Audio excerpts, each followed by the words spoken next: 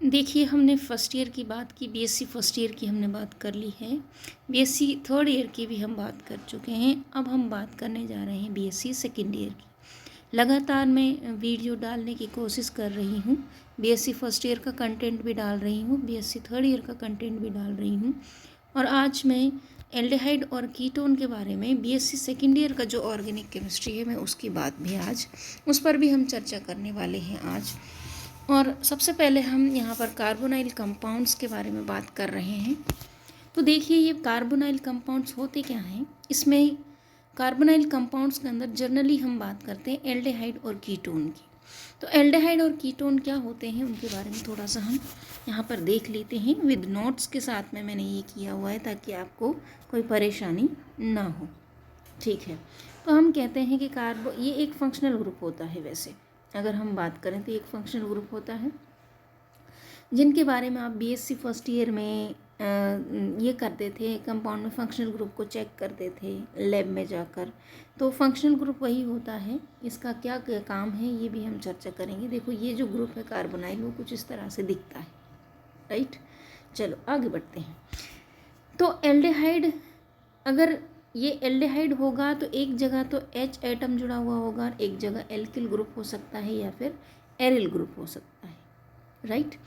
जबकि कीटोन के अंदर क्या होता है, कीटोन के अंदर दोनों ही जो होते हैं वो एल्किल ग्रुप हो सकते हैं या फिर डिफरेंट भी हो सकते हैं या समान भी हो सकते हैं, कि सेम भी हो सकते हैं और डिफरेंट भी हो सकते हैं। तो देखो, इसका उदाहरण मैं आपको देती हूँ कि देखो, ये तो एल्डिहाइड है, एक जगह H और एक जगह CH3। अब यहाँ पर अगर दोनों जगह H और H आ जाए तब तो इसे कहेंगे हम फॉर्मेल्डिहाइड। क्या कहेंगे इसे? फॉर्मेल्डिहाइड। जनरली CHO हम एल्डिहाइड के लिए देखते हैं, ठीक है। और अगर हम बात करते हैं कीटोन की, तो कीटोन में देखो दोनों ग्रुप एल्किल ग्रुप होंगे, यानी कि इसे आप R भी कह सकते हो, एल्किल ग्रुप भी कह सकते हो।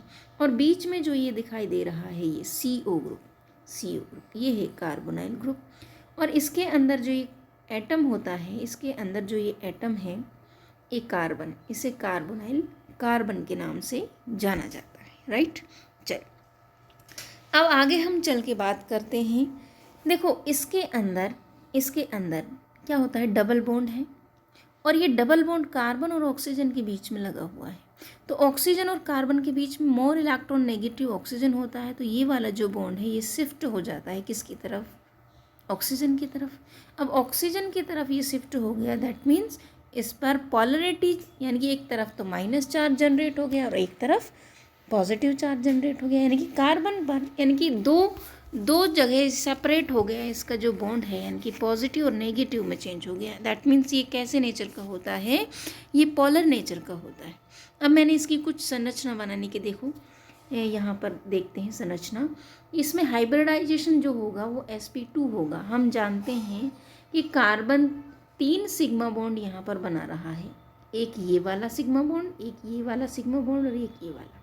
जबकि ऑक्सीजन के पास 2 लोन पेयर हैं यहाँ पर और एक सिग्मा बॉन्ड है, तो 3-3 यहाँ पर बात हो रही है। तो कार्बन भी यहाँ पर sp2 हाइब्रिडाइजेशन स्टेट में है, और जो ऑक्सीजन एटम है वो भी यहाँ पर sp2 हाइब्रिडाइजेशन स्टेट में है। कुछ इस तरह से इसकी स्ट्रक्चर होती है, यानी कि जब हम बात करते हैं sp2 हाइब्रिडाइजेशन की, तो स्ट्रक्चर होती है ट्राइगोनल प्लेनर, यानी कि ये कैसा होता है, समतलीय होता है और प्लेनर होता है, राइट। चलो आगे अगर हम बात करने चले, तो आगे हम बात करते हैं कि भाई टॉपिक कार्बोनाइल जो कंपाउंड है, एल्डिहाइड और कीटोन है, वहाँ पर कार्बोनाइल ग्रुप के बारे में हमने यहाँ पर चर्चा कर ली थी। देखो, ये एक पाई बॉन्ड और एक सिग्मा बॉन्ड, इस पाई बॉन्ड को हमने वहाँ दिखाया था। और यहाँ पर एंगल होता है 120 डिग्री का, हाइब्रिडाइजेशन होता है sp2, क्योंकि यहाँ पर 3 सिग्मा होते हैं कार्बन के पास में, इस वजह से यहाँ पर sp2 हाइब्रिडाइजेशन देखने को मिलता है। कुछ इस तरह की इसकी स्ट्रक्चर होती है। और अगर हम देखें कि कार्बन के पास 6 इलेक्ट्रॉन हैं, तो 2 तो 1s में, ये सिचुएशन है इनके इलेक्ट्रॉनिक कॉन्फ़िगरेशन। जब ये एक्साइटेड स्टेट में जाता है तो 2s से एक इलेक्ट्रॉन pz में यहाँ पर चला जाता है, तो 2p और एक s यहाँ पर हाइब्रिडाइजेशन करते हैं। अब ये तीनों जो हैं, ये sp2 हाइब्रिडाइजेशन वाली कक्षक माने जाएंगे। और ये Z वाला है, ये पाई बॉन्ड में काम में आएगा। इसी तरह से ऑक्सीजन को देखें तो ऑक्सीजन में 2 P के पास तो लॉन पेयर है, तो ये तो हाइब्रिडाइजेशन पार्टिसिपेट करेंगे, जबकि ये PZ है जो PZ से मिलकर कार्बन के से क्या बनाएगी, पाई बॉन्ड का फॉर्मेशन यहाँ पर होता है। देखो ये रहा, देखो पाई बॉन्ड का जो फॉर्मेशन हुआ है कुछ इस तरह से हुआ है। देखो ऊपर अगर देखें तो हम ये देखो ये है, ये पाई बॉन्ड है, तो ये PZ ऑर्बिटल है। कौन सी है ये PZ, यानी कि ये वाली ऑर्बिटल है, ये ऑक्सीजन की ये वाली और इसकी ये वाली PZ।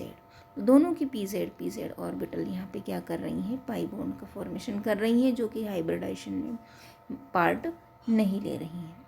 जनरल फॉर्मूला इसका होता है CnH2NO। एल्डिहाइड और कीटोन दोनों के लिए ही ये लागू होता है। अब इनके कुछ उदाहरण हैं, जैसे कि फॉर्मेल्डिहाइड, अगर इस ग्रुप से दोनों जगह H जुड़ा हुआ हो, दैट मीन्स इसे हम फॉर्मेल्डिहाइड कहते हैं। अगर एक जगह CH3 जुड़ा हुआ हो और एक जगह H जुड़ा हुआ तो एसिटेल्डिहाइड, ठीक है। अगर दोनों जगह CH3 जुड़ा हुआ तो उसे एसीटोन कहा जाता है। इसका मतलब जनरल फार्मूला भी देख लो इस तरह से, जनरल फार्मूला है R और H RR, ठीक है। चलो आगे बढ़ते हैं। अब बात आती है इसका नोमेनक्लेचर, यानी कि इसका नाम कैसे हम लिखेंगे। चलो देखो, CHO अगर इस तरह से हो तो इस ग्रुप से नेक्स्ट वाला अल्फा बीटा और गामा, इस तरह से ये हम बात करते हैं, राइट। चलो देखो, अब इसमें एल्डिहाइड की अगर हम बात करें तो देखो, एल्डिहाइड में स्टार्टिंग में AL आ रहा है, AL, तो इसके सफिक्स में AL ही लगा दो, ये ट्रिक है। एल्डिहाइड में AL आ रहा है तो इसका सफिक्स क्या लगेगा, AL ही लगेगा। ध्यान से इसे देखें, ठीक है। आगे देखो, जैसे कि अगर हम बात करते हैं इसके ऊपर HH के ऊपर, तो इसमें ओनली एक कार्बन है। जब इसमें ओनली एक कार्बन है तो इसे कहेंगे मैथ, ठीक है। इसे क्या कहेंगे, meth plus ane, methane, right. और सफिक्स में क्या लगा दिया, AL। एल्डिहाइड के लिए क्या लगाते हैं, AL, तो ये हो जाएगा देखो इस तरह से। ये E जो है, देखो ये E जो है यहाँ से हट जाएगा, क्यों, क्योंकि AB वॉल है और EB वॉल है, तो ये N वाला जो वॉल है ना, ये E, ये हट जाएगा, मेथेनल हो जाएगा। इसका नाम क्या हो जाएगा, मेथेनल। सिमिलरली यहाँ अगर हम देखें तो यहाँ से E हट जाएगा, AL लग जाएगा, E हट जाएगा, AL लग जाएगा। प्रोपेनल, एथेनल, है ना, ब्यूटेनल, पेंटेनल, इस तरह से, ठीक है। और देखो थोड़ा सा एक इम्पॉर्टेंट चीज़ है, देखो ये 1 कार्बन, ये 1 कार्बन, ये 2, ये 3, तो देखो 2 कार्बन पर एक मिथाइल ग्रुप लगा हुआ है, यानी कि ये 2 डिग्री की हम बात कर रहे हैं, 2 डिग्री कार्बन है। जब ये 2 डिग्री कार्बन डायरेक्टली इस ग्रुप से जुड़ा हुआ हो तो उसे हम 2 मेथिल प्रोपेनल कहते हैं, और इसको 2 मेथिल प्रोपेनॉल भी कहा जाता है, ठीक है, प्रोपेनल। अब इसका वैसा जो नाम है, कॉमन नेम, इस ग्रुप को आइसो ग्रुप बोलते हैं, आइसोप्रोपिल एल्डिहाइड इसे कहा जाएगा अगर वैसे देखा जाए तो।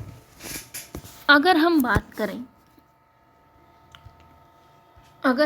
करें नेक्स्ट की, तो देखो इसका नाम हो जाएगा, यहाँ पर 2 पर CH3 है, 2 मेथिल ब्यूटेनल, इसका नाम क्या हो जाएगा, 2 पर मेथिल है, 2 मेथिल ब्यूटेनल इसका नाम हो जाएगा, राइट। चलो आगे बढ़ते हैं। Nomenclature of ketone. अब देखो कीटोन के नाम से ही स्पष्ट हो रहा है, इसमें ONE लग रहा है। यहाँ से बच्चों आप समझ लेना कि सफिक्स क्या लगने वाला है, ऑन लगने वाला है, राइट। यहाँ से आप समझ लेना कि कीटोन में सफिक्स क्या लगता है, शब्द के पीछे क्या लगेगा, ONE लगेगा, ONE। कीटोन में ऑन है, दैट मीन्स यहाँ ONE लगेगा, और दोनों तरफ R ग्रुप है कीटोन।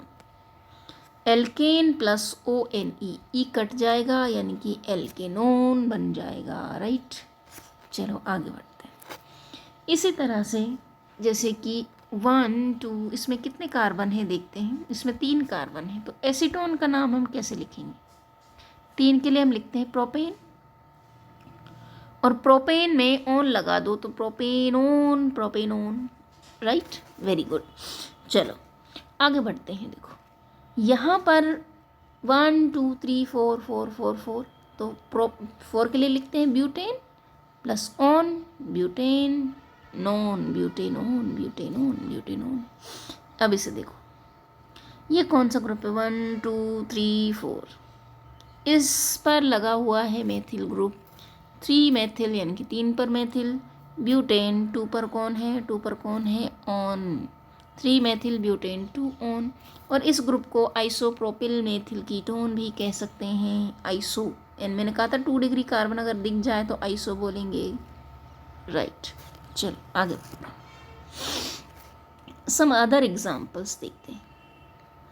देखो अगर इस तरह से मिल जाए कुछ, तो लॉन्ग चेन का हम इस तरह से निर्धारण कर लेंगे और देखते हैं कि मेथिल ग्रुप 4 पर लगे हुए हैं 2, तो उसी तरह से जैसे हम नामकरण करते हैं, nomenclature 4 dimethyl Pantanal, very good, 4 dimethyl Pantanal, very good. चलो आगे देखते हैं। देखो अगर इस तरह से कोई क्लोरो जुड़ जाए है ना, तो 4 क्लोरो 2 डाइमेथिल ब्यूटेनल, राइट, इस तरह से देख लीजिए इसका। आगे देखते हैं। यहाँ पर देखो ये कितने कार्बन है? 6, तो हेक्स 5 पर क्या है? इन, हेक्स 5 इन 1 एल, हेक्स 5 इन 1 एल, वेरी गुड, इस तरह से। फिर अगर हम इसे देखेंगे कुछ इस तरह से आपके पास जुड़ा हुआ हो, बेंजीन लाइक 1 2 है ना, 2 ग्रुप जुड़े हुए हैं, 2 phenyl propane 1 3 dial, aldehyde है, वेरी गुड। चलो आगे बढ़ते हैं। अगर इस तरह से जुड़ा हुआ हो कुछ, ये बेंजीन के ऊपर CH जुड़ा हुआ तो बेंजेल्डिहाइड नाम होगा। बेंजीन कार्बेल्डिहाइड भी इसे IUPAC में कहते हैं, बेंजीन कार्बेल्डिहाइड। क्या कहा जाता है? Benzene carbaldehyde. अगर सिंपली यहाँ पर ऐसे बेंजीन नहीं दिया हो, साइक्लो कंपाउंड दिया हो, देखो बीच में रिंग नहीं है, ये सिंपल साइकिल है, साइक्लोहेक्सेन कार्बेल्डिहाइड। क्या नाम लिखेंगे? साइक्लोहेक्सेन कार्बेल्डिहाइड नाम लिखेंगे। चलो वेरी गुड। अगर इस तरह से नेफ्थलीन पर CHO ग्रुप जुड़ा हुआ हो तो इसे कहेंगे 2 नेफ्थलीन कार्बेल्डिहाइड। क्या कहेंगे? 2 नेफ्थलीन कार्बेल्डिहाइड, राइट। अगर इस तरह से जुड़ा हुआ तो इसे हम कहते हैं एसिटोफिनोन। 1 फेनिल इथेनोन, यानी कि 2 कार्बन है, 1 पर फेनिल है और ये दूसरा क्या है? इथेनोन। अगर इस तरह से हो तो बेंजोफिनोन कह दो। डाइफेनिल मीथेनोन, 1 कार्बन है, देखो डाइफेनिल मीथेनोन, वेरी गुड। चलो आगे देखते हैं, वेरी सिंपल। आगे देखते हैं कि इस तरह से कोई साइकिल जुड़ी हुई हो तो 1 साइक्लो पेंटेनिल इथेनोन, पेंटेनिल ये मेथिल है, देखो अगर मेथिल है तो 1 कार्बन ये 1 कार्बन ये, 2 कार्बन हो गए ना, तो इथेनोन लिख देंगे, वेरी गुड। चलो सिमिलरली देखो, सिमिलरली ET यहाँ पे जुड़ा हुआ, ET का मतलब 2 कार्बन 1 कार्बन ये रहा, तो 1 साइक्लोहेक्सिल प्रोपेनोन थोड़ी, सुनो, हाँ बिल्कुल प्रोपेनोन, क्योंकि 2 और 1 3 प्रोपेनोन हो गया। 1 साइक्लोप्रोपेनोन 1 पर जुड़ा हुआ है, राइट। चलो वेरी गुड। आगे देखते हैं। कॉमन नेम ऑफ द कार्बोनल, ये तो IUPAC नाम की हम बात कर रहे थे। अब इसके कॉमन नेम भी कुछ होते हैं। देखो अगर बाद में एल्डिहाइड शब्द मिल जाए या कीटोन मिल जाए, इसका मतलब समझ लेना वो कॉमन नेम है। अगर नॉन और अल मिल जाए तो इसका मतलब समझ लेना IUPAC। चलो देखो अगर ये इस तरह से आपको मिल जाए तो इसे कहेंगे फॉर्मेल्डिहाइड। क्या कहेंगे? फॉर्मेल्डिहाइड। इसे कहेंगे एसीटोन, दोनों तरफ CH3, एक तरफ CH3 एक तरफ एसिटेल्डिहाइड, वेरी गुड।